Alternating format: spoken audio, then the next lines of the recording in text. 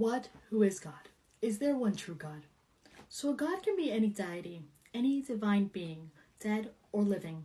In different belief systems, God is a spirit to have been created for controlling some part of the universe or life itself, which such a deity is often worshipped. So that's the definition of a deity, of a god. Pagan gods, gods of mythology, men of importance, emperors, great warriors, etc. are all honored as gods. Then there's the monotheistic belief systems, which means God is usually viewed as the supreme being, creator, and the principal one object of faith. The main monotheistic religions are Christianity, the Jewish religion, Islam, and there are many, many, many subgroups and sects.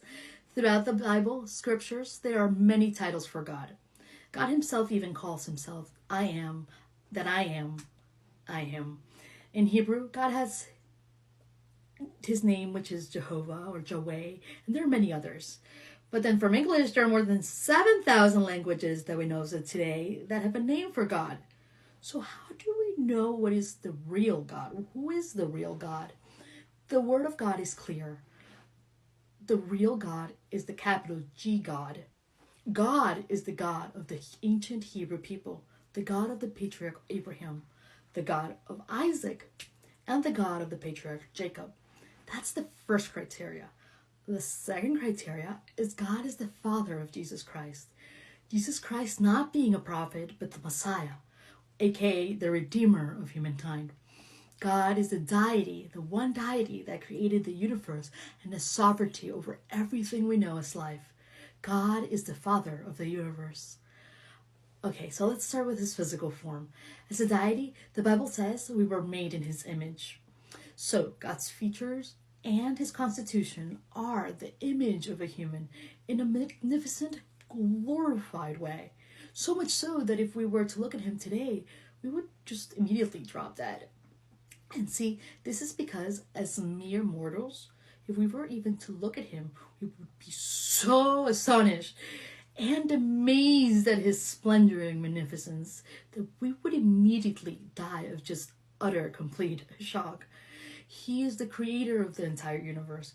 I mean, outer space, the sun, the orbits and the planets, the earth. He is the great mind behind time and space. He is the great designer. He is the great mastermind. Before he created the universe, there was nothing, just a perpetual void and darkness, and yes, lots of water. He created light, the order of day and night, the firmaments dividing the heavens, the ozone layers, and the lands and the seas. He created the cycles of the days and nights and seasons, the shine of the sun, the moons, the stars, and all the energy, basically everything that physicists have been spent ages studying, and scientists and biologists and all the natural sciences. He created all the flora and the fauna and everything the vegetarians consume. And he created all the animals and the beasts too. Yes, all that really good protein. And finally, he created us humans, perfect in anatomy and physiology. Male and female, he created us. God literally spoke everything into existence. God is transcendent. This means God's nature is completely independent of the material universe and its physical laws. So, for example, he may be the force behind energy, but God is not the energies themselves. The Greek word for word is logos, which means basically all of existence is the logic of God, the plan, the reason of God. My favorite verse of all time is John 1:1, and it reads like this: "In the beginning was the Word, and the Word was with God, and the Word was God." God has three main attributes I would like to talk about. Number one, God is omnipotent. All of life is under his dominion. He is the supreme power with absolutely no limitations. The only limitations are those that he imposes on himself, such as that he does not lie or he does not die. Under him are also all the angelic worlds and also all of the dark world. He is the victor against Satan, all the principalities and all the demonic powers. The dark powers are at his footstool, says the scripture. You may ask, why God doesn't just obliterate all the dark forces at the snap of his fingers? Well, that's a question for another day. God is omniscient, which means he is all-knowing.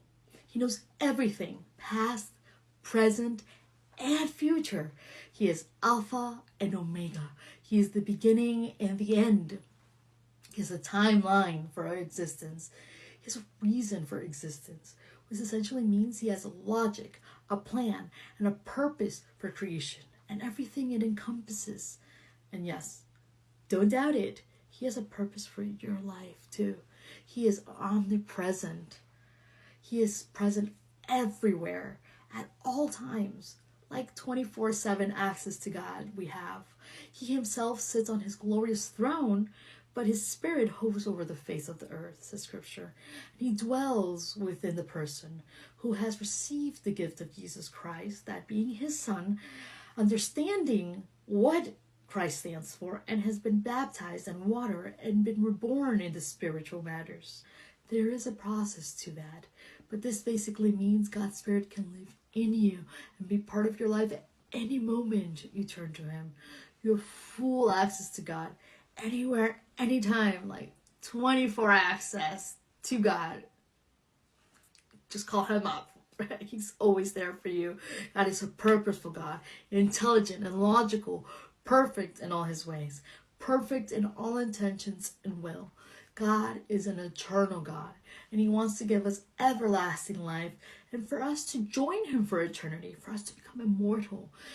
The key to the door to his kingdom is his son, Jesus Christ. Yet God is a holy and divine being whose character and personality are wise, loving, caring in nature. He's profoundly eager for you to get to know him personally.